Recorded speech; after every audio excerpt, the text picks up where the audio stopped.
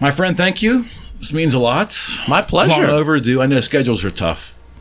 It definitely is tough for you, but I appreciate you taking time out of your schedule to be here. So much to ask you. So first off, you look amazing. I finally got rid of the 25 pounds that I've been carrying around for a couple decades. And what it took was someone approaching me and saying, how about if we pay you to lose weight? I'm like, that sounds like a great deal. Okay. And the thing that was really cool, before they would pay me to lose weight, I had a Zoom call with the owner of the company. Okay. Not just a salesperson or a recruiter, or it was the actual owner of the company. This is Awaken 180, correct? Yes. Okay. They're headquartered in Boston. Okay. I don't know what. Maybe it's our obesity here in Pittsburgh and our permani sandwiches and everything else. I mean, we're gluttonous here in Western Pennsylvania. Yes, we are. Yes, we are.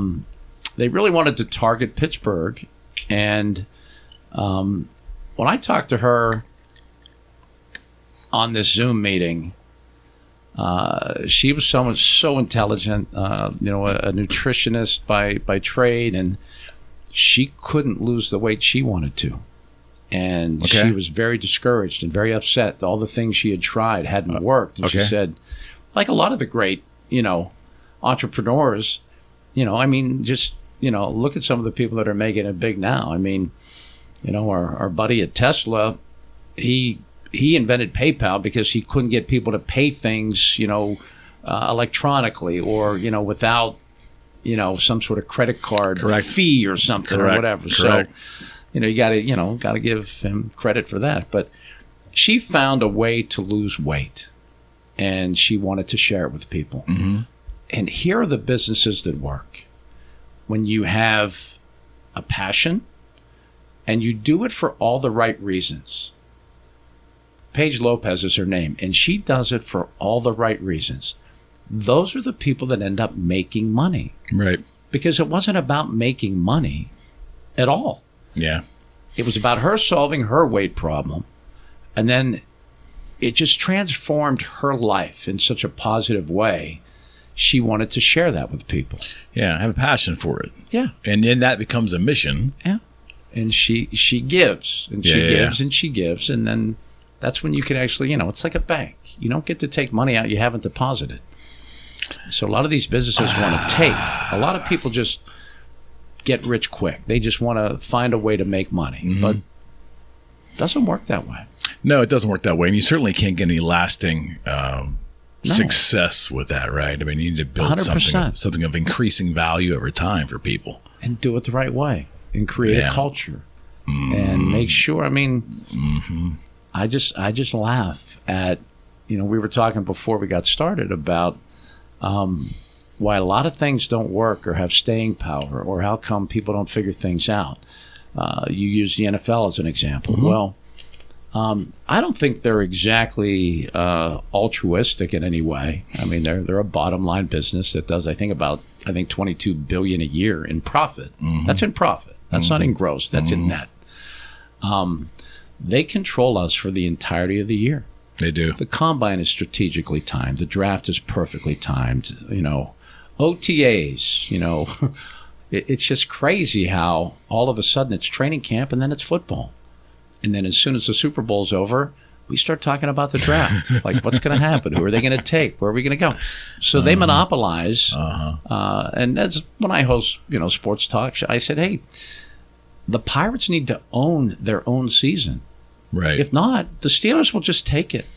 Because they have been. They will just take it from them. Thankfully for the Pirates so far, so good. They're kind of backing away.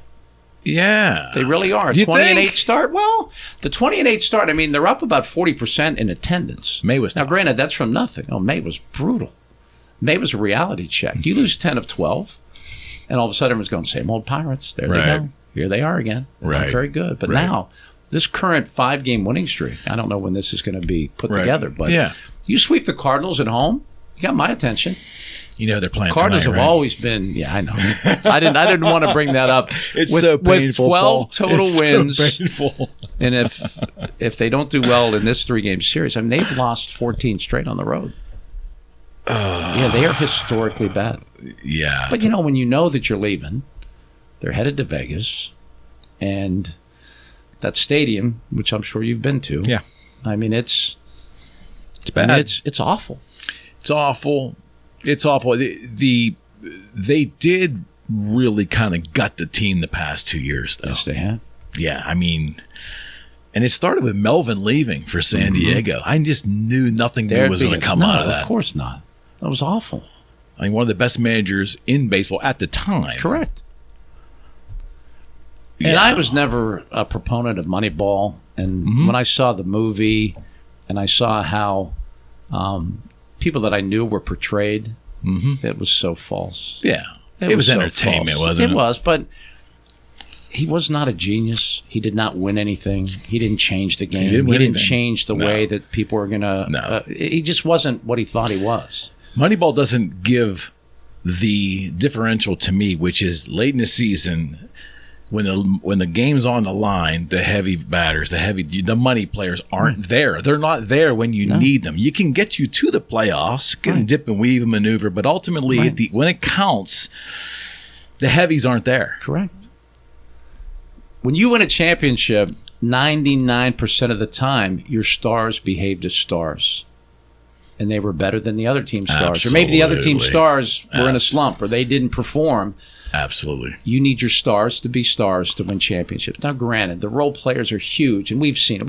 We've enjoyed a ton of championships here in the City of Champions, and we've had the Beninos, and we've had, I mean, I could go on and on with the guys that have stepped up. But more often than not, it's Sidney Crosby, it's Mario Lemieux, it's Ben Roethlisberger. I mean, those are the guys that win championships. Your stars have to be stars, and if you don't have any, you ain't winning any championships. It's that simple. And Moneyball does not lend itself to that concept. Well, the irony is, in the years they came close in the past decade, they were, they did have some heavyweights too. It just wasn't enough. Correct. It wasn't the volume. And they weren't of in their prime. Wasn't there because you can't afford them in their prime. Exactly right. They were getting some of them were getting to their prime, but then next year they had breakout years. That's why we kind of have a real bad taste in our mouths with pirate baseball. Is it's not fun to watch Garrett Cole star for the Yankees. No, it's not. Could you imagine watching Mario Lemieux star for the Flyers or star for the Rangers instead of what we watched and witnessed? Or Ben Roethlisberger, right when he became, after that first Super Bowl, the Pirates would have moved him somewhere. Yeah. For prospects. No. And again, the salary cap's a big part of that. Yeah, for sure. I mean, you can't maintain dynasties in the NFL or the NHL. Right. And you see, Ben's last 10 years weren't good. No. They kept thinking, we have Ben, we have to build around him. But Ben was making quarterback money. And it's hard to put in enough pieces when he gets 30, 40% of the cap. That's exactly right. Now, Sidney Crosby, to his credit, he has taken a discount. Right. And then Evgeny Malkin, no one loves him because he's Russian, I guess, but he followed suit. Yep. These guys never maxed their worth. Letang didn't max. I mean, he took a very club-friendly contract as well because they wanted to build around. They want to win championships. And that was the true reality of why they won 2 in a row and why they've had some frustrating seasons recently, but those guys are true champions in every sense of the word. Is it more a philosophy of the two different sports, do you think? It's just baseball being stupid. The owners, it started with, Steinbrenner. Do you think he was going to consider himself with the peasants of the world? Was it Randy Messerschmidt was the first free agent he signed in the mid-'70s? Well, Kurt Flood, I think, is the guy that gets all the credit for that. Okay. And where did he go from where he was in San Diego or St. Louis, I believe. And then I don't know where he went to, but he was, and then, and the union. Then Dave Winfield and those guys. And the union got so strong and so anti-management that they never cooperated. Now, I think the NFL has been very poorly represented, especially with the danger of the game. It's not that dangerous to play baseball. I mean, you could hurt your arm, but aside from that, the union was never strong enough in the NFL. And they still don't have guaranteed contracts. Now, the stars are fighting real hard. Like, Deshaun Watson now has $250 or $230 million guaranteed. Yeah, that was a weird signing, though. Yeah, and that's, every owner that's not running the Cleveland Browns wants to murder that guy for signing that contract. That's a tough precedent. It's not going to be. I mean, Lamar got a lot, and rightly so. Did he do okay? Oh, ultimately, he did well. Ultimately, end up he's well over himself, $200 million guaranteed, representing himself. Yeah. Well, did he ultimately end up representing himself or not? He did. Well, his mom was kind of taking the calls. Okay, and she has no business doing that either. Yeah, I understand. I understand. But he's a good dude. I will say that as a lifelong Steeler fan, saying that a Raven is a good dude. He's a good dude.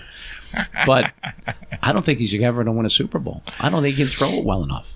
So the stigma is he can't throw that well. Correct. What's your thoughts on that? Legit. Because the numbers seem to back that up. They do. And he hasn't been available at the end of the season. Which is a big thing. It's pretty important. And he's not a very big guy. And he runs a lot. And that's just risky. It's risky business. I mean, our boy Kenny Pickett put on 18 pounds of muscle this past offseason. I saw for the rigors of the game. I saw It's not going to slow him down. He's not a runner. No, he's mobile. I don't think so. He's very mobile. He's mobile. Right. Back to Lamar for a second. Extend plays. That's what you want to do. Why do you think Baltimore ultimately made the decision? Because there was rumors he was going to go to Indianapolis, I think. And oh, yeah. I mean, he had a lot of landing spots. But Baltimore didn't have anything else. And they've also built the team in a way. Okay. Around him.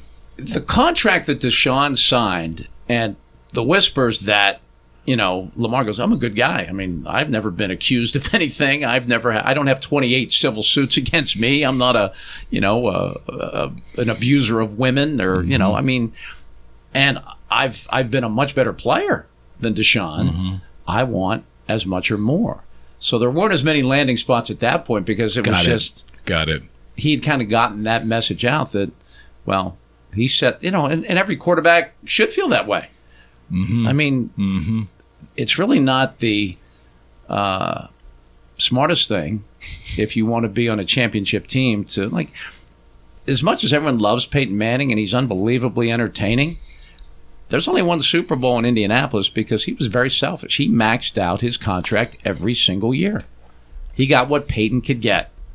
Mahomes, on the other hand, who's going to probably go down, in my opinion, as the greatest quarterback in history. I mean, he won't have the 7 Super Bowls that Brady had. That's just not probably going to be attainable. But you're going to look at his body of work and go, he was a better quarterback than Tom Brady. Got it. And he took somewhat, I mean, again, these guys are making monopoly money, but it's still, he didn't max it out. Right. He could have asked for a lot more. Right. Well, there's a limit to how much can go around, and you're only as good as those around you. Correct. It's not a hard concept. It's not. But we don't do concepts well in this country. No, because greed tends to supersede it. Everything. Yes, indeed. Greed is destroying the planet. Greed is destroying business. Greed is destroying this country. And there's no culture. There's no giving back. It's take. And, just in your own world, even in your circle, even there's some that are takers and some that are givers. And you know who ruins your day and ruins your life and ruins everything? The takers. I know. The takers are a real pain in the ass. Period. They are getting in the way. They cause problems. They do. They do. They do. And they're victims. They are. Because they're narcissistic and they don't want to deal with their own shortcomings. Even when sometimes they're not. They'll tell you they are. Correct. Oh, no, they never are. There's not many victims out there. I mean, come on. Not in America. But we all... And the parenting's bad. The schools are awful. My son sent me something today, and I didn't even really research who the candidate is, but he's one of these, there's a lot of guys running for president right now, and he's one of them. And the first thing he said he would do was completely disband the Department of Education. And he went on with a plan that said, we need to build up the ability to send your kids where you want to send them. Mm-hmm. Then we need to make sure that we fund the public schools enough that they can compete with the private schools. Mm-hmm. And the government needs to get the hell out of the way. Mm-hmm. And it was my son, he's a very smart guy. He's 20 years old, and I worry about the country because of him and because of my kids.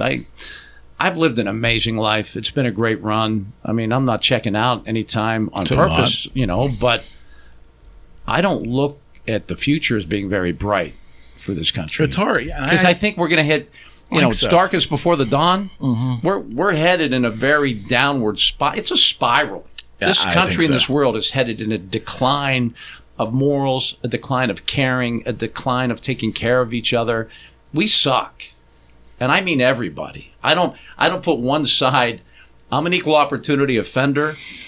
I don't like what anybody's doing currently. Because none of it is about the greater good. No, we're selfish. Yeah, we're all narcissistic.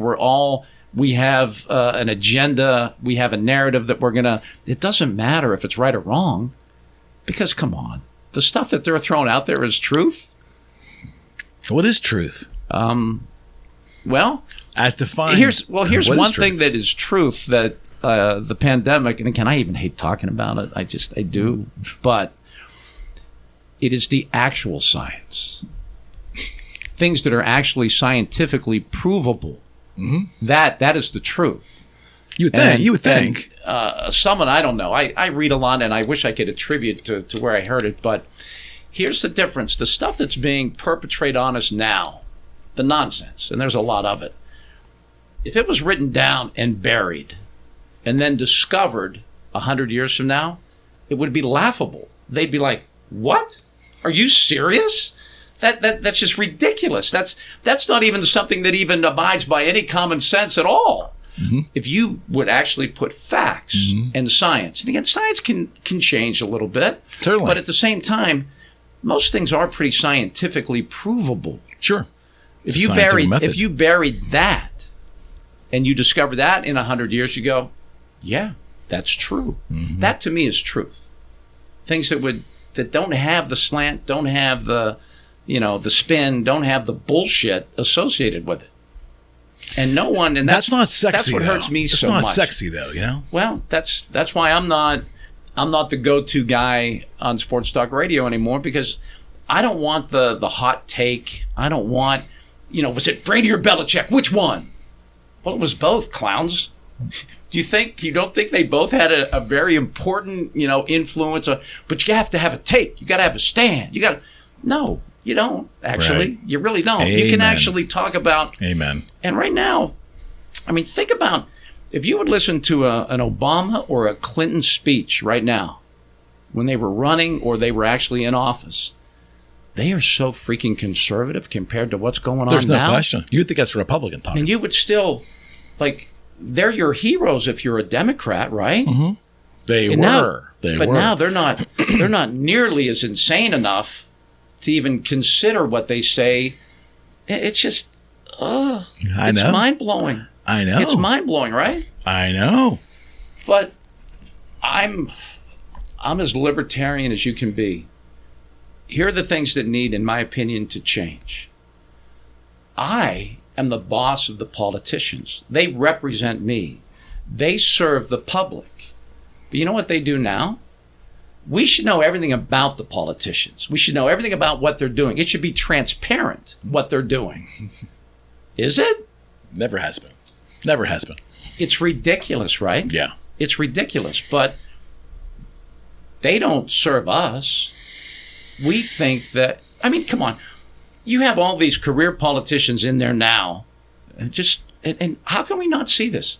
These career politicians have 5 and 6 homes all over the world. Yep. They're multi-gazillionaires, and the most they ever made was maybe $300,000 or $400,000 a year. If that. Which is a nice living, but you don't accumulate millions and millions of dollars. It's simple math. It's just ridiculous. And I guess... But we allow it to happen. We do allow it to happen because I guess...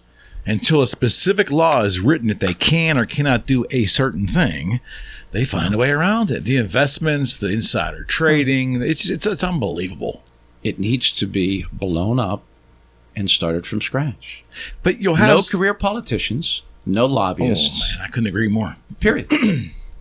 And that's never going to happen because they're not going to vote themselves out of that opportunity. No. Our mutual friend Rocco Cozza says it many times. You're never going to see term limits, which would theoretically help solve some problems. You'll never see it because the people who have to need to institute it, it would affect them. Correct.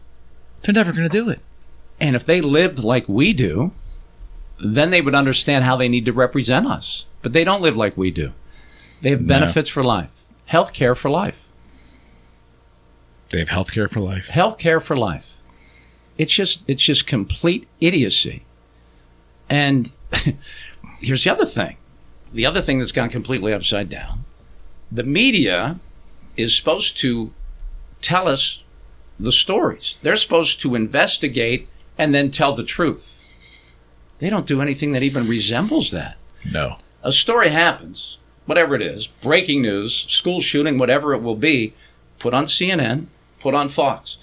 They're not covering, they're covering the same event. The way they tell the story. Of course.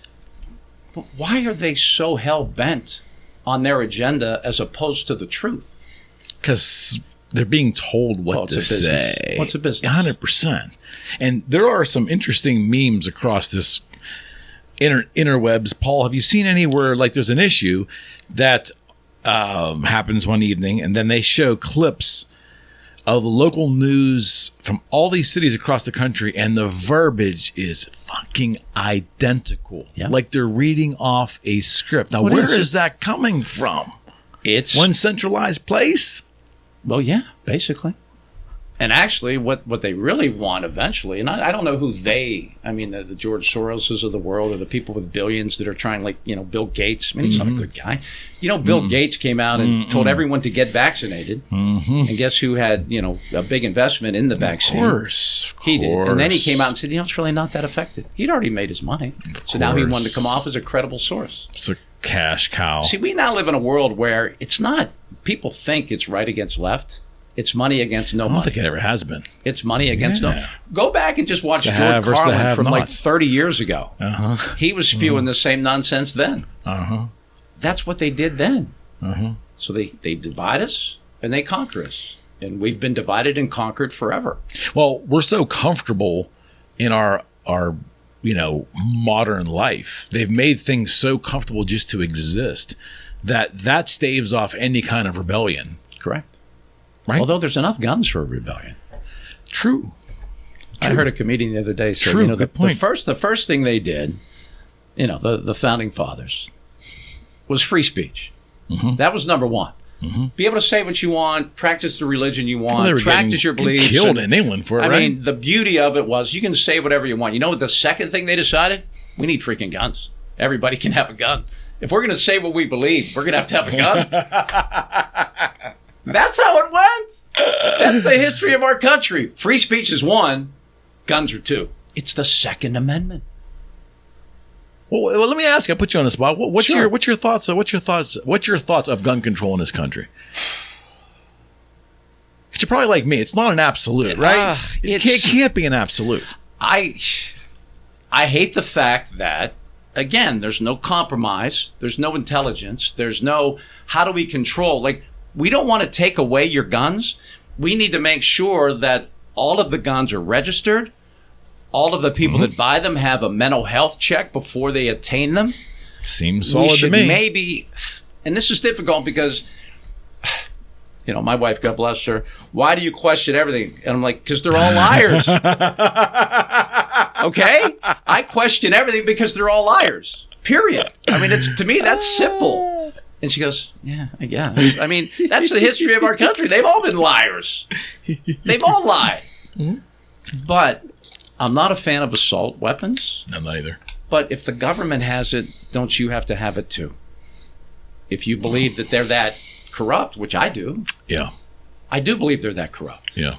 So the people that I know that have guns are very responsible. they're very conscientious of nature and conservatism in as far as the environment and things like that. The murders are committed with usually unregistered guns that have been stolen. Correct. How do we control that? Laws don't control that. You can't. I mean, the old saying is, if you outlaw guns, only outlaws have them. But it's true. It is true, because they don't care.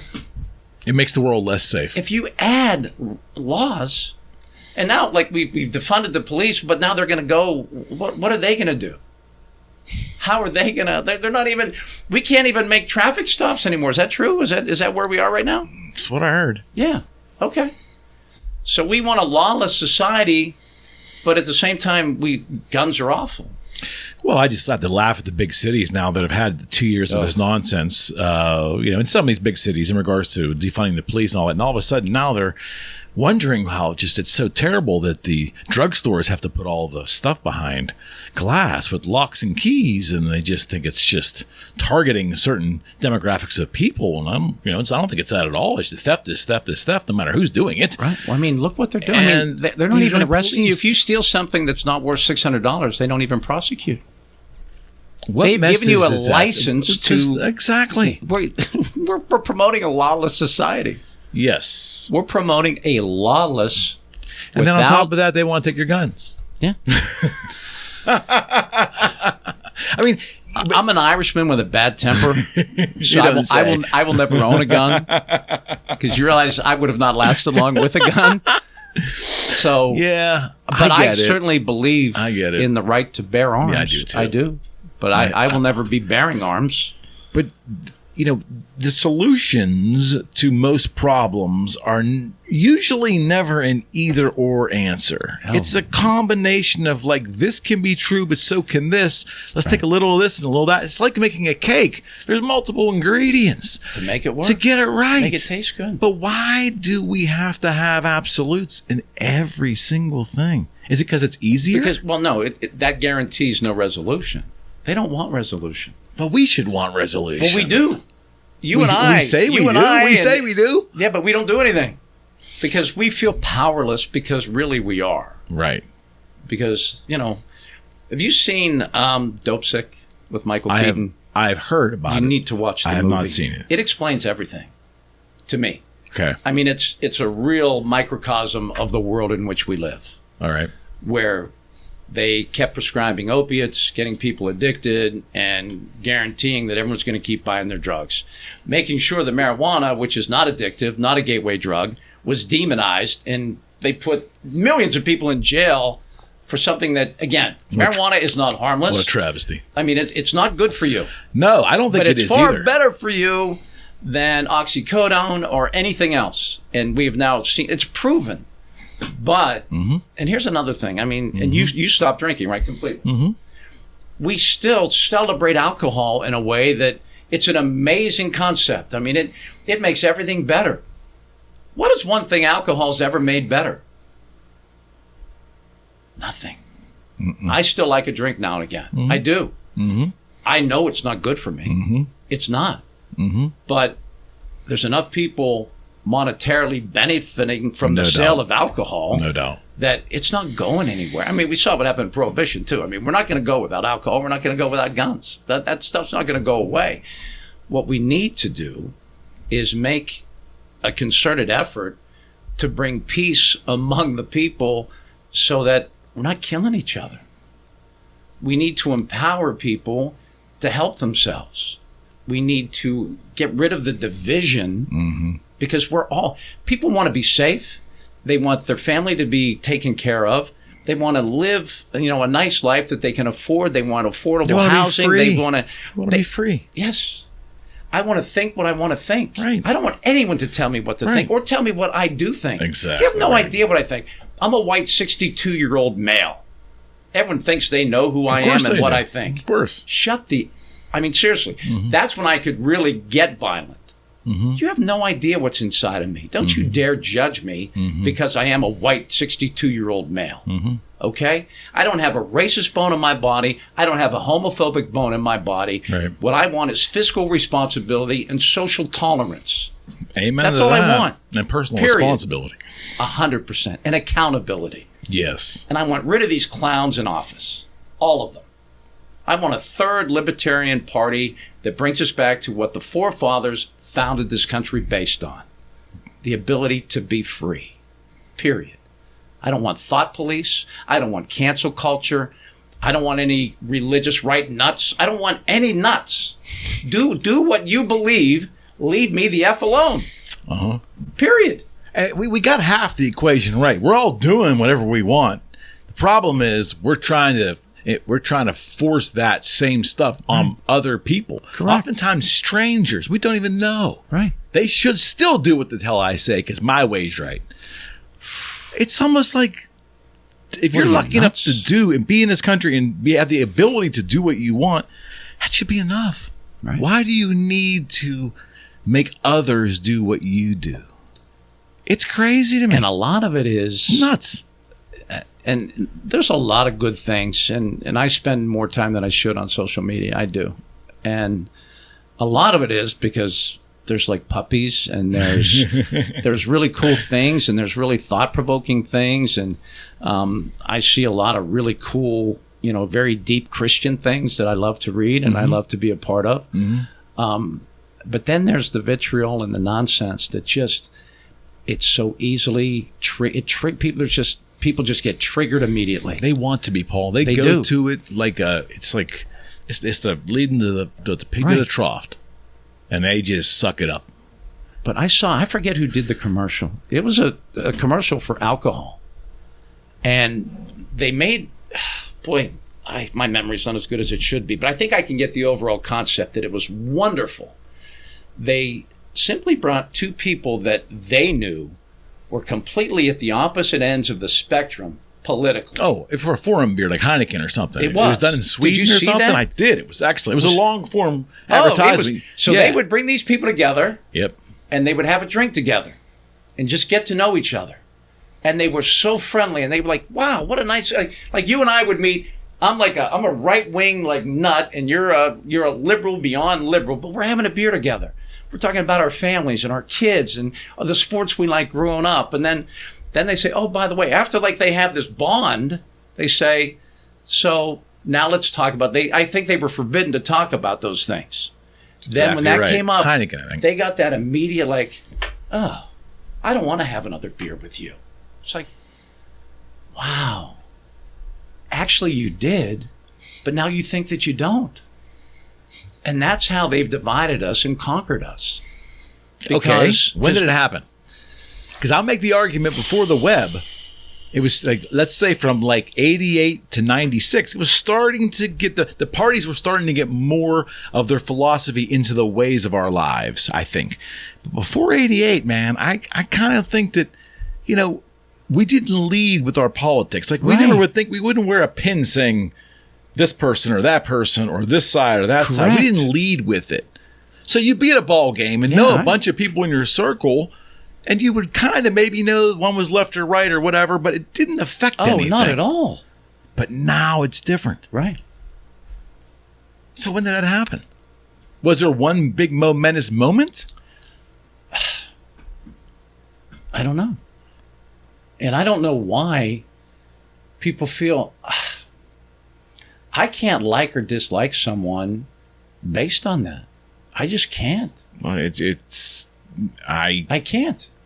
I had a small business, and I can assure you, every person that played guitar was a potential customer.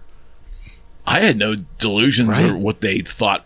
I assumed everyone that played guitar we were generally liberal. Right. But I didn't care. What did I care? Why would you? I wasn't making a guitar that was going to then foster a discussion on philosophy. No.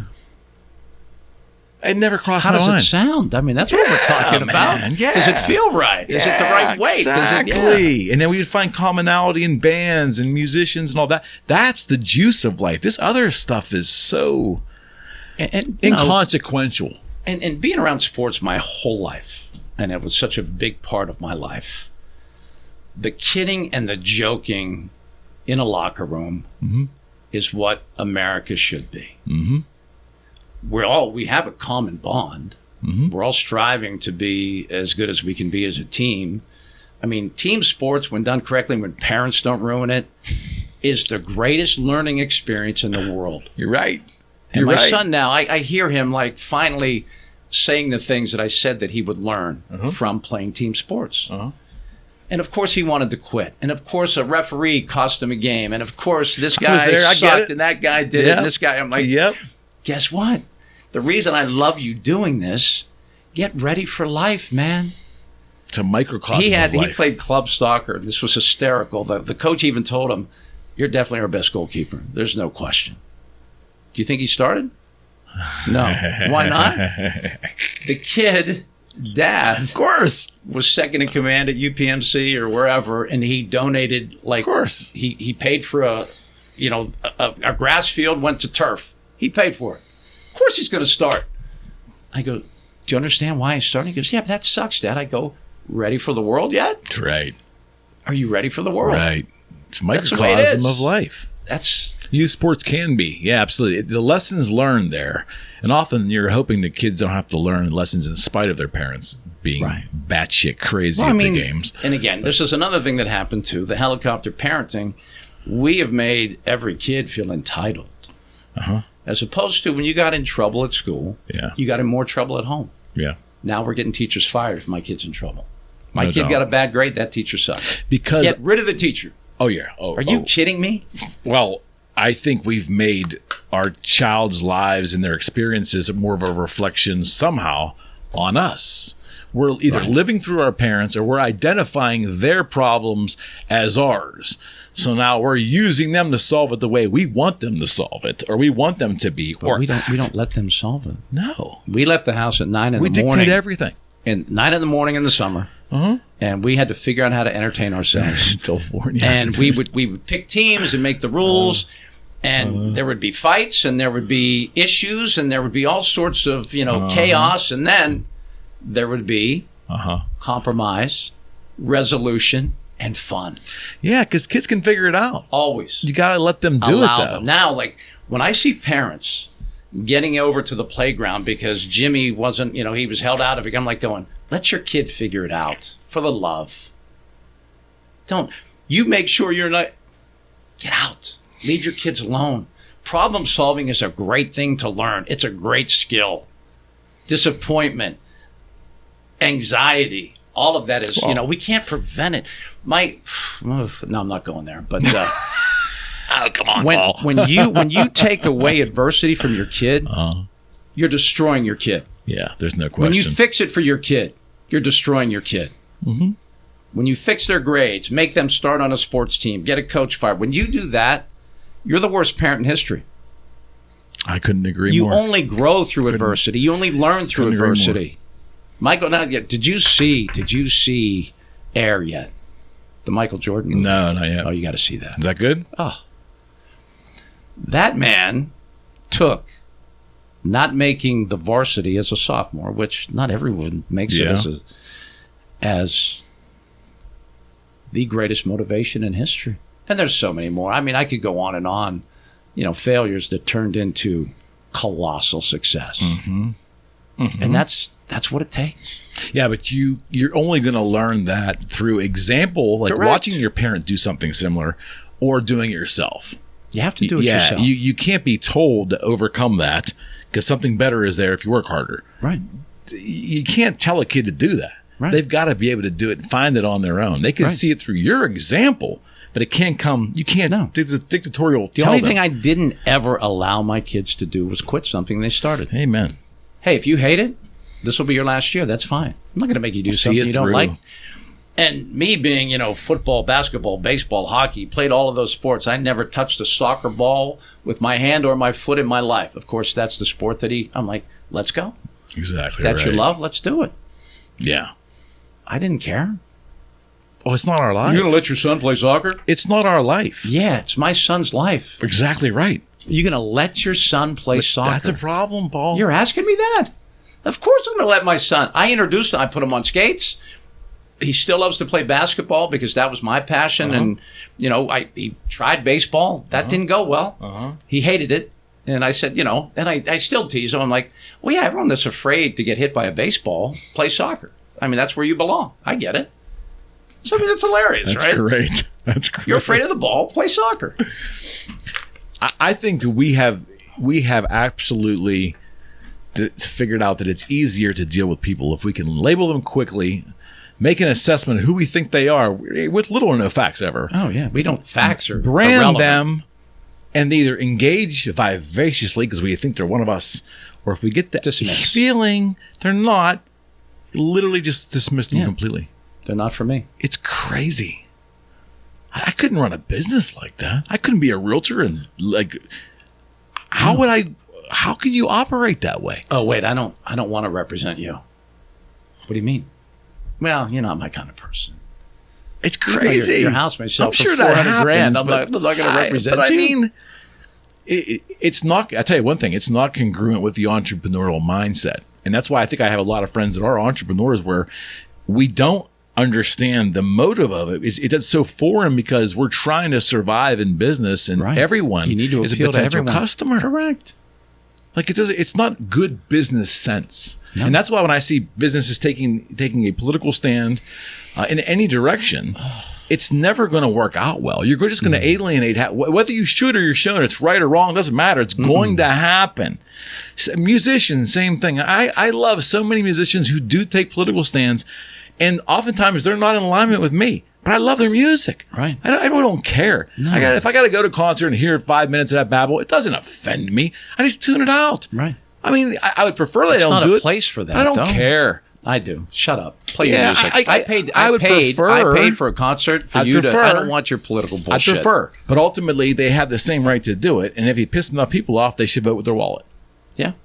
Truth in that. But I mean, how about there's actors in Hollywood that are just same thing. That's always been there. Banned because they believe a certain Correct. way. They'll never get James Wood will never get another movie. No. Ever. He's probably, in our lifetime, he's probably the biggest example. Yeah. Of true success. And I have friends that won't watch movies with certain actors in it because they're too far one way or the other. I get it all the time. That performance is going to be what I judge. And if the movie has things in it that I like, I'm going to watch it. Could you imagine? He's an actor. She's an actress. I don't care. Well, that's what they're doing. Okay. We talk about the NFL. Circle back. The NFL, right? The almighty powerful NFL. People in this town love a player because they play for the Steelers. But we certainly don't go talk about individual politics with those people, do we? Because we're afraid if we do, they're going to offend our sensibilities and we might not be able to like them anymore. Correct. And the Steelers supersede everything. Correct. In this town, 100%. So why can't your viewpoint toward your beloved football team be the same viewpoint you take into the rest of your life? It'd be a hell of a lot nicer of a world if you did. Right. Right? Correct. It's crazy to me. And why can't businesses look at successful businesses and actually infer as to why they're successful and replicate it? Care about your employees. Take care of your employees. Because examples are there. Pay your employees. Respect your employees. And don't be greedy. And do something with a passion. Do something with a cause. Give back. When you're successful, reinvest in your people, reinvest in your product. And just, there's I'm a huge sheets person. Big. Because I worked at a TV station in Altoona for 15 years, and directly behind the TV station was Sheets headquarters. I got to know the family. I got to know the actual, you're old when, I'd call hey, Steve, I'm looking for something for, Steve Sheets. We need some, stuff for charity. Would you, because you're going to have to ask my son. You're going to have to ask my nephew. I'm out. He's done. He's so I have I have no more ability to get things, but the way they take care of their people. Yeah. Oh, yeah. And next time you're in a dirty Sheets, let me know. Yeah. Next time you have bad services at a Sheets, let me know. Because you're not going to. Because they take care of their people. It's a culture. They create a culture. 100%. It's 100%. And I watched, this is bad for me, but I don't care. There was another, right at the same time that Sheets was kind of growing, there was, I'll say the name, because it's fair. They were public. Unimart was coming out at the same time. They didn't have a culture. They didn't think they don't. They didn't take care of their people. They didn't care about their people. Where's Unimart now? I think there might be one or two of them in the world, maybe. Yeah. Sheets, by the way, they had a gentleman's agreement with Speedway. Speedway is very big in Ohio. Oh, yeah. And Speedway is very big nationally. Mm-hmm. So I don't know. Again, this is just paraphrasing, and I'm not sure exactly what went down. But Speedway said, why don't you just not come into Ohio? We'll stay out of Pennsylvania. They said, okay. And then Sheets went, screw that. Ohio's too fertile. So they popped into Ohio. And then you've seen a lot of Speedways have popped up here. And Sheets is like, we're better than there. We don't care. Yeah. They're putting in 52 stores in the Columbus area in the next 5 years. 52. Well, like you said, it's a culture. They're better. It's a culture. They do it It's right. a customer experience. And I give Getco credit. They if you go into a Getco, you'll see like, wow, that's they have the touch. Yeah, but they're not quite as good as Sheets, and they won't be because they're not Sheets. And that's not their core business. Because Sheets takes care of its people, and I think Getco's trying really hard to replicate it, and that's what you should do. When you see something, that's what give Getco credit for being Sheets-like. But who's out there like Chick-fil-A? It's a great question. What fast food chain is like Chick-fil-A?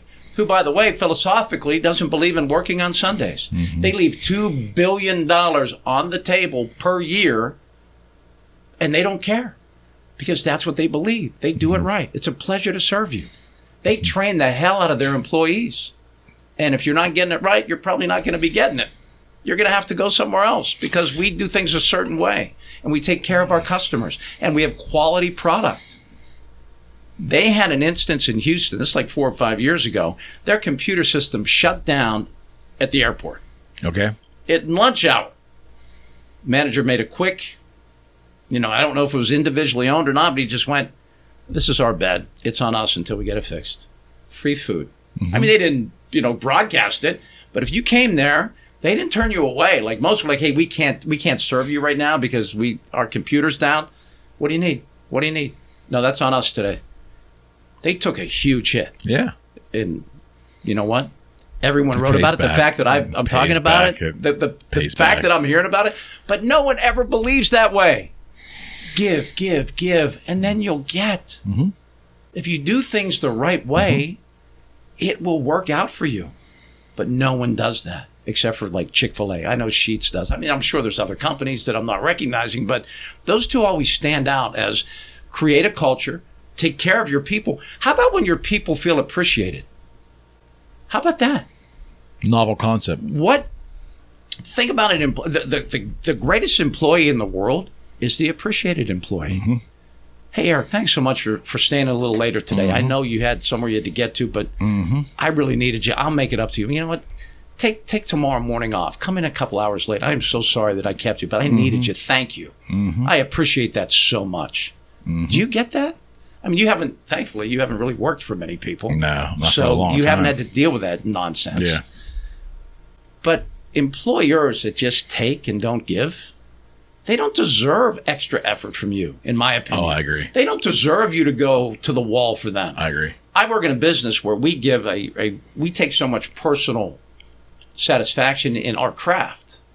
I'm not going to go on the air and not be prepared. I'm not going to go on the air and not do my best. Right. I'm not going to go on TV and not be put together and have my stuff together and be prepared. Because that's me. Yeah, it's performance. I'm the product for me. Right. So that matters. If I'm in an assembly line and not getting care, I'm like, I don't care. I might just be throwing stuff. I don't know. I don't know how I'd be. Mm-hmm. But if you own a business or if you work for a business, take care of your employees. 100%. And they will go through a wall for you. It's not always about the money. It's rarely about the money. No. You're going to get paid what you get paid. You join a certain group of people, you work in a certain business, you're going to get paid market value to a degree. I mean, there's, high and low, but it's not about that. But no one seems to get it. It's culture. And it's no more difficult. A culture. It's no more difficult to do that than to not do that. Correct. It's just a focus difference. Right. But the difference is in terms of to the bottom line. And I used to get in so much trouble. We'd have these meetings where, no overtime, no this, no that, because we're losing money. And I would go, excuse me, not hitting the profit margin that was probably your goal. You're not losing money. Right. Give me a break. Right. They haven't turned the lights out. We're still, come on, losing money. And this was like 15, 20 years ago when That's great. media was making big money. That's great. I mean, we may be losing money now. Media's in trouble. I mean, think about my good friends at AT&T right now. Mm-hmm. That model no longer works. Mm-hmm. Cut the cable, people are doing it. And when I got hired we've been so many things. I think it was FSN when I got hired full time. Then it became Root. Then it became AT&T. I'm curious by nature. That's why I got into journalism. I love to find. I met with the new GM who I just loved. He served as Jennings' producer when he was the European bureau chief. Oh, right on. European bureau chief for ABC News, Peter Jennings. Yeah. He was his producer. I'm like, this guy has chops. I want to learn from him. And I loved him. I said, how does this work? Okay. Like, how do you guys make all your money? I said, I know it's the advertising, but that can't be everything. It just can't be. He goes, here's the deal. And we had one guy, Dale. He was just working all the like outskirts in West Virginia, and he was just getting more and more cable companies on board because the business model is we were making $4.50 per cable subscriber. That's big money. No doubt. Big money when everybody had cable. Everybody. No one didn't have cable. Mm-hmm. Now, you can see they're all going away. All the regional sports networks are done because the business model no longer works. Right. Think about you just put in, maybe at an airport or a hotel, you just put in a bank of 30 payphones. And that was a huge, we're going to be raking it in. Yeah, Eric, you and I are going to partner in. We got all of Marriott's payphones. Uh-huh. Imagine putting in payphones in every Marriott. Uh-huh. You're going to be a gazillionaire. Uh-huh. Wait, what's this thing? Well, that's called a cell phone. Yeah. Oh, shit. Oh, I remember. Oh, we're screwed. Oh, I remember. Eric, we're screwed. I remember. Marriott's taking the phones out. They don't need them. Find a payphone for the love of God. You can't. I used to work downtown in the 90s, and I was dependent upon, I parked under the steel building, Paul, and I would use the payphones in the steel building, and there was rows of them, and they had the beautiful glass enclosures. Oh, they were so nice. Hotels that had fancy payphones there were were cool. rows of them things, and you would wait sometimes, 15 minutes to use a damn phone. Every seat in the press box had a phone. Ah. Think about it. When I started in the business, back in the Beaver Stadium days, I had a phone. Okay. Because my favorite thing, I was still in school. No, I just started. I just was done with school. And I would do live reports for like 6 or 7 stations. Okay. From Beaver Stadium. Live from Beaver Stadium, Paul Alexander. I remember being on the Fan in New York, and my sister still lives in New York, and she goes, I heard you today. I'm like, how cool is that? And you needed that phone to do that. Yeah. It was unbelievable. I also learned the hard way that all that money I was making, which was nice, was taxed. And I wasn't paying it. And the IRS came calling. I bet. Oh, I bet. I owe you what? Oh, geez. I didn't even think about that. Yeah, anything over $600, you have to pay taxes on. I'm like, okay. That's what that 1099 form is, Paul. Yeah, well, I learned. That was my first. I was just fresh out of school. I think I was making like $200 a week. My full-time job in radio was like $250 a week. So that money on football Saturdays, that gravy. That was like $1,500, $1,800 on a Saturday. Yeah, it's gravy. I'm not paying any taxes on that. I'm spending it, man. I got this round. I got this. That was a wake-up call. I learned the hard way. So if radio is going, if radio as we know it is changing, and I guess online, whether I don't even know what the word podcast means anymore. I'm not sure what we're even doing as a podcast, but it's monetizing it though, right? That's how. And my dear friend Ed Bouchette, who's retired and just recently, recently, the last couple of years. In the Hall of Fame, as he should be, as one of the great football writers of all time. And I just love Ed. Just love him.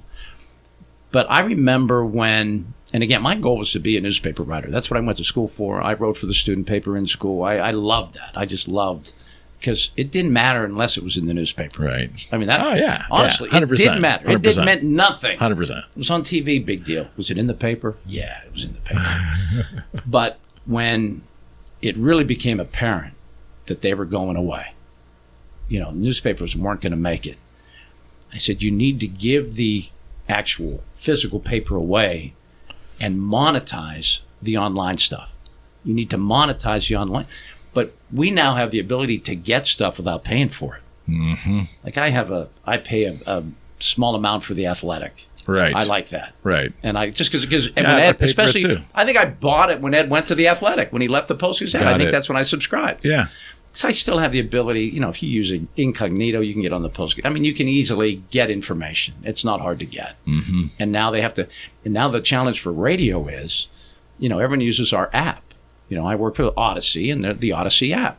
And you can listen anywhere, which is great because people can listen when I get, hey, I'm on today from this time. They're like, Yes, cool, I'll indeed. listen. Yep. And it's so cool. But it's hard to monetize the stream. Mm-hmm. It's very difficult. Mm-hmm. Hopefully we figure it out because traffic, which I do now, news and local sports, there's always going to be a need for it. Yep. It's not going to go away. Podcasts don't cover that. No. They can't. No. And they're not prepared to They're cover not generally it. live either. And they're not reporters. They're No. They're not going to get if we have serious stuff going on, be it weather, be it a shooter or whatever. A podcast isn't going to help you out there with information. It's just not. And still, the best reporters, even though we're trying to figure out how to get money back from what we put on our website or money, they're still so necessary. I mean, the Post-Gazette is still the number one source for news in Pittsburgh, even though they publish like 2 or 3 days away. I mean, it's not people reading the paper.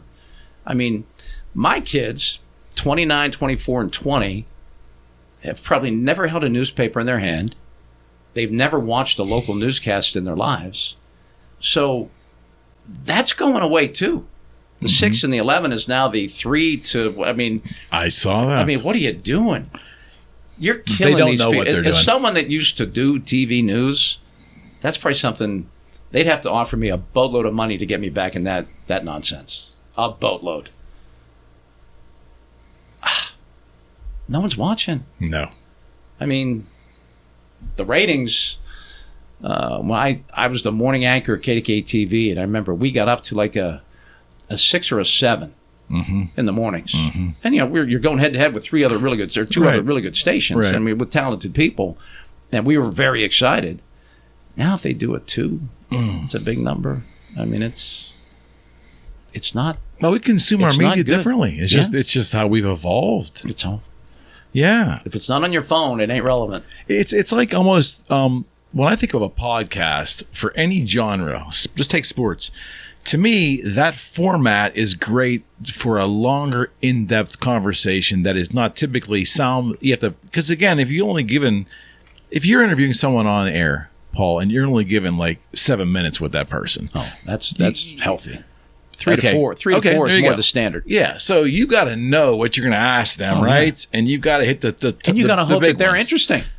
Good. That's the other part of the You equation. got to hope that they can, That's they the other can part of the they equation. can generate a thought and they can get it out and be succinct and know that you're on, time limits. Yeah. But if you think about this, if you would have had this format 15 years ago, imagine what you and folks like you in this business in Pittsburgh could have done with Ben Roethlisberger, with Carnell Lake and all the Steelers from the 90s and the early 2000s, to get them to sit down for 45 minutes to an hour and really get in depth. That would have been so juicy for The all only you thing I folks who had love. similar to that, I mean, when I was on KDKA radio and I had my own show there, I had the Jerome Bettis show for 5 years. And that was, I think, an hour once a week. Do you remember the during band that football played? season. Gary Blowman of Blues Bombers. You remember that band? Oh, yeah. My uncle played drums in that band. Small world, huh? Oh, yeah. Yeah. Yeah. But that was the closest thing we had. But again, we had to pay him a boatload of money and, Yeah. but he was awesome. I mean, that was a great experience. Yeah, I would totally He was agree an with you. amazing, he is an amazing guy. Yeah, he's a Pittsburgh. He's different. He's a Pittsburgh legend that you feel good about liking. Jerome's a very likable person. Oh, he's You know? salt of the earth. Yeah, from a fan standpoint, You just I watch how definitely- he treats his family, and he's and what people don't realize. And I got to know that those teams, those 2 Super Bowl teams, the 09 and the 05 Super Bowl teams, they were my teams. I was at practice every day, went to camp every day. That was my job, was to cover the Steelers for FSN and then Root. That's what I did. And the quality of those people, like the Brett Kiesels, the Aaron Smiths, the Cornell Lakes, I could go on and on. I mean, they called themselves a band of brothers, and they truly were a band of brothers, just quality human beings. And there was a side of Jerome that was inner city Detroit.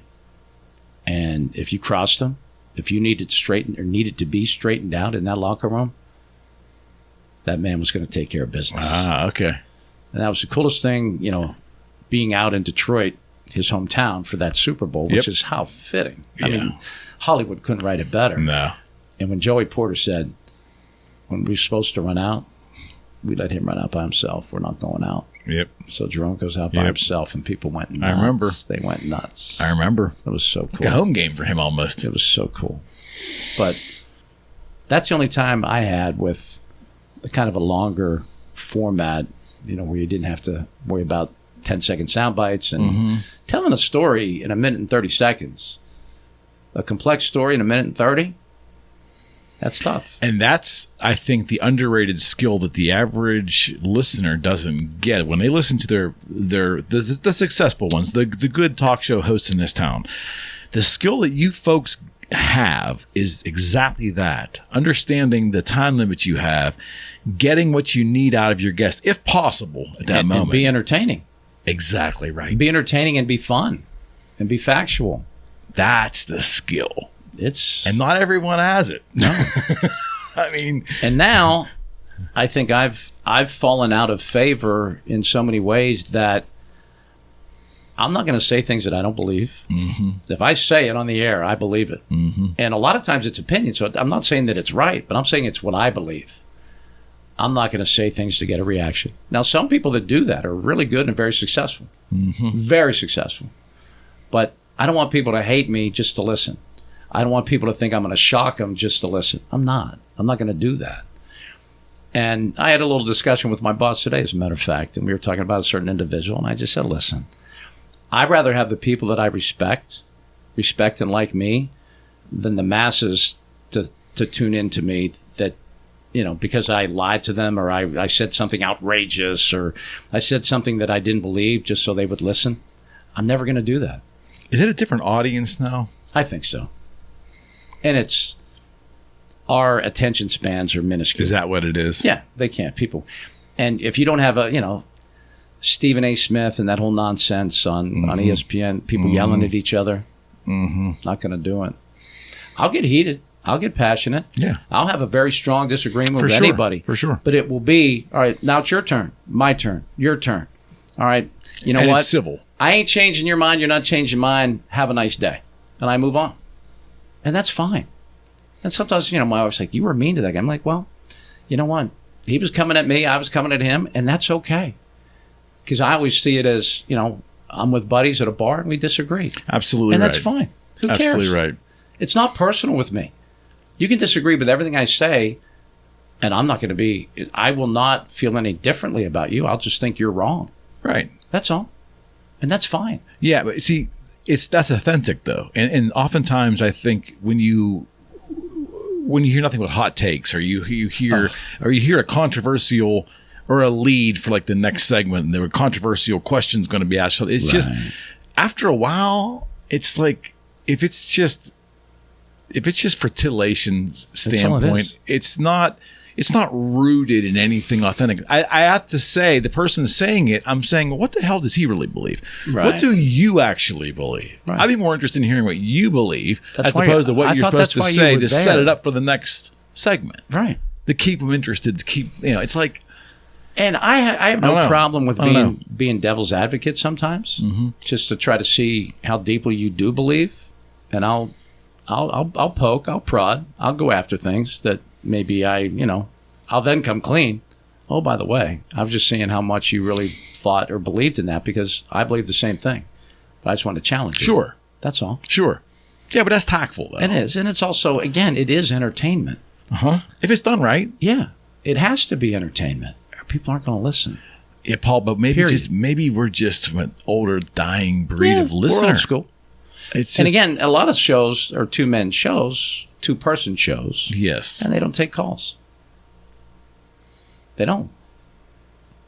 I love taking calls. I know you do. I love taking calls. I know you do. I want to hear what people think. I want to hear what people are talking about. Isn't that the essence of the talk show, though? I thought so. Yeah, it used to be. It was. Used to be. And again, I sat in my dad's den. He was a salesman, and he did paperwork, and we listened to, the order was Billy, then Stan, then Myron. I listened every night. Bill Hillgrove, Stan Saverin, Myron Coe. They took calls. Yeah, they did. And I did. listened to them every night. They did. And they knew their stuff. And they still do. Billy and Stan are still sharp as can be. Billy's 82, Stan's 76. Wow, Billy Hillgrove's 82. And those are two of the finest people that I've ever met. And, you know, growing up as I did, you know, like I always tell Stan, when I got to share an office with you, do you have any idea what that meant to me? Yeah, I bet. You're freaking Stan Saverin. I bet. You're my hero. I mean, he called the Golden Panthers jock sniffers. And TAE, John G. Conomikes, ring a bell? Yeah. Vice president and station manager? Yeah. He said, they're nothing but a bunch of jock sniffers. Stan, come into the office. You're done. Wow. Yeah. Wow. He knew I actually remember that. He knew it was coming. I remember that. He didn't care. Now, you know, I try, you know, I mean, that's what he believed. And he couldn't hold it back. He couldn't hold it back. See, I think that has to be the most difficult part of what you do for a living. Oh, it is. It's just the having the restraint.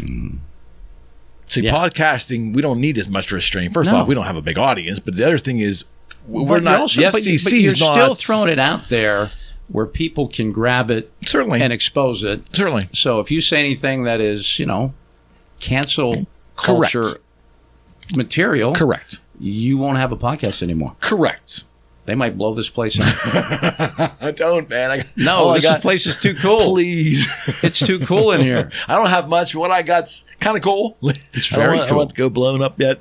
Please. I love everybody. But we now cancel people for expressing their opinion or using a bad word. We had a long-time announcer recently. Oakland. Glenn Kuiper? I forget the name. Kipe. Yeah, Glenn Kuiper. Yeah. And from all accounts, super guy, a genuine guy. And I've been listening to him for a decade. And he... Nightly. So a lot of my friends said, what would have been better, just not to go? Not to go to the museum? He went because he wanted to. He went for all the right reasons. I know. And, you know, that's another one of those things that... How do you know... No, I'm not going there, but come on. Don't we know him well enough to know that it was a slip of the tongue? Yes. I mean, that word is scary to me. It really is. It's a word that I never, ever, ever use. Ever. Not because I'm afraid of losing my job, because I just think it's a horrible word. It is. But then, like some of my son's music, it's 1,000 times per song. Now, I don't know. It's a slippery slope to me. We have lost the ability to forgive other humans. Oh, yeah. Well, if someone's in a place that's, you know, pretty advantageous, we want them to fail. We want to take them down, man. We want to destroy. We want to end. And if you don't get your pound of flesh, I mean, there's people that I guarantee monitor all forms of communication just to find something offensive so they can cancel somebody. Believe me, they're out there. That's why my wife is, when I fill in and just do a regular talk show on KDKA, she's like, oh my God, be careful. How's that going, by the way? It's the same. It's the same theme every time. And it is, I want people to go after the truth. That's the only reason I got into this business. But do people want the truth, Paul? Well, they can't handle the truth. Do they want the truth if it fits their narrative? Bingo. If it makes them feel good inside. Like, why do you watch Fox News to be informed, or to have your way of life reinforced for you? Affirmation. I mean, what? That's ridiculous. It's ridiculous that there's I mean, why do they even call it news? It's not news. No, it's not. Why is it called news? It's a terrible word to use, but it's actually a form of entertainment. We've turned our news into entertainment. Right. And it is a business. Uh-huh. So they have to, and this is the one part that, again, I don't approve of it in any way, but to make money, you have to appeal to your audience. Yeah, you know why they're doing it. Yeah, from a business standpoint, it makes all the sense in the world. But I do believe that there's enough of us that aren't jaded completely by ideologues and the propaganda and the bullshit. I think that if someone would come out and just actually go, I think what would be hilarious is just break down, just do Fox versus MSNBC and make that a show. And just go, look at how Fox saw this. This is what they said. All right, here's MSNBC. All right, here's what I think. Here's why this is ridiculous, and here's what I think the real truth of the matter is. Why doesn't that happen? Well, because no one's going to sponsor that, because it would be canceled immediately. Someone like Musk could do it. It would be canceled. Well, I mean, isn't Rogan doing it to a degree? Mm-hmm. I would think. He's refreshing. He's refreshing. I can't find it. He is. People so love to hate on refreshing. him, and the only reason you're hating on Joe Rogan is he exposed your don't bullshit. Want the truth. He exposed your bullshit. Pretty much. But how many viewers and? Oh, it's incredible. Does he do? I mean, I know he's getting paid. He 100. I think the deal was 110 mil. Yeah. Plus, it's got to be bigger than that. But is he getting? I mean, are a lot of people watching?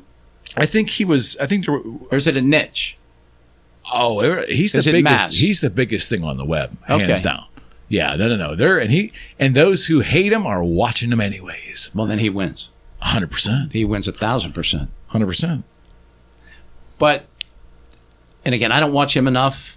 I mean, I get my news feeds come with like clips, so I just see clips. I don't watch. I don't feel like I have time to watch anything on a long form. Does he? Do you think he is owned by? Does he? No. Is he honestly? That's what he believes 100%. He does not care what anyone thinks about what he says. He's going to say what he wants, and that's why when he signed that deal. Spotify, they were pushing back. Spotify, I guess they were owned by a Finnish company or something. There was a foreign influence in there. And they had a very left-wing segment of their employees push back and threaten to quit. And he's like, look, because I'm a capitalist, it's opportunity. This resonated. It could be monetized. Right. I want to run it my way. And now he has FU money now. Right. So if they really wanted to, in the moment that they would, he'll be that Tucker deal, Carlson. He'll be someone else. Somewhere else. Exactly right. Anxious to see what happens with that. I don't know what I think about him, to be honest. I don't seen know enough of him. I don't know enough. No. I know he said a lot of things that I agree with. Yes. I would think if he gets away from Fox, then we'll get to see maybe who he really is. Exactly right. So I'm sure they pushed him in certain directions. Certainly. I'm sure. And then when he wasn't useful anymore, they pushed away and say, "Oh, he was a wild card, and we didn't believe half the things he was talking about." You wouldn't have put him on. He exposed the big pharma element, of course. And Rogan did the same thing, and they hate him for it. Yeah. And Rogan's pretty even-handed. He'll bring different people with different views in. You know, it's the truth. Again, that would be my dream. To just. I'll never forget the movie All the President's Men. It changed my life. I saw it as a child when he just ended up shooting himself on air at the end of that, right? No. What do I think? Network. I'm thinking of Network. I apologize. No, All the President's Men was Watergate. Yeah, it was okay. So it was the Woodward two journalists. Bernstein. Yes, and they brought him down, man. They brought him down because they got the truth. And think about how insignificant that two-bit robbery was. Now that would be everything else that's gone on. Bugging an office or whatever. Now. That's like, okay, yeah. What did they do? They do anything bad? Like, and God love our country. We were so appalled by it. Oh my God! Republicans and Democrats appalled. 90+% of the population wanted him gone. Yeah, we had a moral backbone then. We did, didn't we? I wanted him gone too. We had a moral backbone. Right. He did something horribly wrong. Get rid of him. Now that's nothing. No, if he's your guy, you're going to go down and defend him no matter what. It isn't like, well, look at that guy. Right. Don't talk about my guy. Look at that guy. No, it's the whole what about. If you get dirt on my guy, I immediately respond with, what about?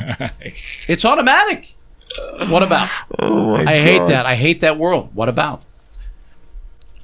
Yeah. And I try to, with my kids in particular, I mean, they just went absolutely nuts with, when Trump was in office, kids in cages at the border. Mm-hmm. And I go, because they believed it. well, no, I mean, and there was, the border was horrible. The border's twice as bad now. And I'm like, this is where I want to expose you guys. Kids in cages is awful no matter what, right? Well, of course. I'm like, why does it not bother you now? Well, no. Why does it not bother you now? I want to raise kids that have the ability to think for themselves. Mm-hmm. If you're going to call something horrific and awful, and then turn a blind eye when it's your guy, I said, that's not who I raised. Those aren't my kids. It's a dangerous society. Those aren't my kids. It's a dangerous society. Well, they're seeing examples of it. It's for the loyalty of the team, the philosophical team. You know, it's an identity, Paul. It's an identity. It's almost like being a Pirates or being a Phillies fan. That's oversimplification. Maybe not. Yeah. And my God, how can that not be awful when it's awful? It's either it's awful or it's not. Not because who's in office. We were young when we were growing up. Correct me if I'm wrong, but did we actually know what most people's philosophical bent is? In your neighborhood growing up, did you know Mr. Johnson was a dyed-in-the-wool Republican and Mrs. Linden was a socialist? You would know those things. No. You didn't care. Didn't matter. Once every 2 years. Were they nice to me or not? Right. How did they treat me? Bingo. That's what mattered. That's the only label I gave a shit about. Right? When it's all said and done, it is only about how you treat people. That's all that matters. Mm-hmm. Like, some companies are really cool now. I've been reading some things about how they conduct interviews and things, and they have them watched from, like, if they're flying someone in, like an executive position or something, when they fly someone in, they follow this person around, see how he treats the person at the guest checking into the hotel, see how they treat, they'll watch him at a restaurant. And, there was one example where the guy said, listen, I mean, the candidate that you hired, I had this, and this. They went, yeah, here's why. You wouldn't even acknowledge your waiter or waitress. You were horribly rude. When something was a little bit, your room wasn't quite ready and you were just all, we don't treat people that way in this company. Mm-hmm. So good luck. You're very qualified, or I wouldn't have had you here in the first place. Mm-hmm. But that's not how we treat people. Because character counts. Not the quality. Well, it used to. I love the fact that some people are still about that. I mean, I used to think, the Steeler way, if you can play, your character doesn't really matter that much. Well, you've seen examples to prove it. You think? Yeah. I mean, how about the way they steer it? And how about the way they spin it? It's funny. Well, they spin it. They do spin it. They have to. Like, they're a level above the rest. And they're NFL players, and if you can help me win a championship, regardless of a checkered past, regardless of maybe an indiscretion here or there, we'll take care of that. I mean, Antonio Brown lasted a couple extra years here, right? I mean, have you been paying attention to him? I try not to. How about this? He just got thrown out of the hotel that his team was staying at. He's the owner of this league's team, and he got thrown out for making too much noise and smoking dope in the hotel. They threw him out. He's the owner. I used to do the Mike Tomlin press conference every Tuesday. I was in studio. Rob King and Stan were over at the facility. You know who my guest was? AB. Oh, my. So the joke was, is he coming, or what time is he coming? You never knew. Wow. Never knew. He was so nice back then, though, honestly. A little tardy. Oh, yeah, he was not very responsible. But he had that smile, and he would just apologize. And it was okay. He was okay. And he had this real grip tightener, and he was under the desk. He was under, like we were sitting at the desk. He never stopped. Never stopped. Constant training on just making his hands and his arms stronger. Every day after practice at camp, 100 one-handed catches with his right hand, He made a manager stay after with a jugs gun, 100 catches with his left hand. Wow. What a hard worker. He was just not equipped to handle success. Two hardest things in life to handle, success and failure. It's amazing, though, to see how he's out in society. And I guess he's got some money. I mean, I don't know how long it's going to last. I think that's going to be done pretty soon. Yeah, but then it gets he keeps getting sued. Then it gets dangerous. He hasn't paid. Well, the reason he has money, he hasn't paid anybody for anything. He hasn't paid one single person for one service that they've done. Where did this arena football team come out of the blue? Like, where did this? Like, why would you allow him to be an owner? We not paying attention? Well, people will talk about it. Well, yeah, they will. But it'll be for all the wrong reasons. Sometimes, I mean, there is such thing as bad publicity. People say that there's not, but sometimes there is. Yes. And they have had a lot because of him. But he's just nuts. All right, so before you wrap this up, I want to talk about the XFL and USFL and why we as a society are not truly drunk on football. We're just drunk on the NFL style of football. Would you not agree? Absolutely. And it's just because they're so good at what they do. Everything they do, every rule they've changed, every tweak they've made has made the game better. Okay. Every person in America is involved in some sort of fantasy football league. True. So they have an interest in every game that's played. True. Now that keep in mind, 10 years ago, you couldn't run a commercial during an NFL game that promoted Las Vegas. Correct. Couldn't promote Las Vegas. Now the official betting partner of the Pittsburgh Steelers, they will just do whatever it takes to have success. And they're brilliant. And the game's still really good. You know, what really draws it, not just the NFL, but all of sports, we got hooked on reality TV. It's scripted. They will film and film and film until one of the actors or one of the participants says what they want. Correct. And then they get it and use it, even though, like, I said 1,000 other things. That was one. Yeah, that's what we're using because it's salacious. It's going to work. We don't know what's going to happen in these sporting events. We don't know. I mean, all these experts come on, you know, this kid drafted is going to be the best ever. And yeah, 33% of first round draft picks in the NFL play 4 years or more. Wow. Not become stars. 33%. Just make it through. Make it through 4 years. So, you know, Steeler fans are very excited about this last draft. And I thought it was pretty good too. But if you think you know, you're smoking something. You don't know. There's no guarantee. That's what makes me crazy. Like now, again, in the sports talk arena, you have to come out and say, this guy's going to be great. I'm saying, do I have to go through the list? Do I have to go through the Jamarcus Russells of the world 1,000 more times? Can't miss, number 1 overall pick. He missed pretty badly. And they will keep missing because you don't know. It's the true reality show. That's what draws it to us. It truly is unknown. The unknown. The outcome's unknown. The stars are unknown. Every single moment in every game is unknown.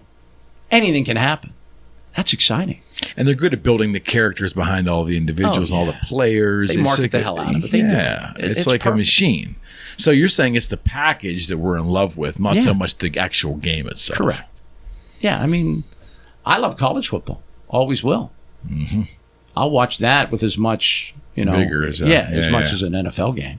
So what do you think is going to be the future of the XFL? If looking in your crystal ball, the future of the XFL and the USFL, 5 years from now, are we talking about it? Both done. Both are gone. Wow. Non-existent. Sorry, Doug Whaley. I know you're out there with those guys, but like you said, I mean, it's just there's the real thing, and then there's pretenders.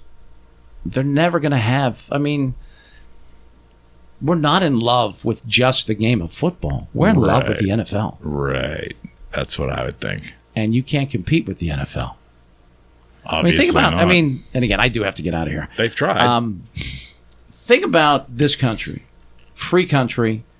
You should be able to do whatever you want to make a living, within the rules and the laws and everything. Yeah.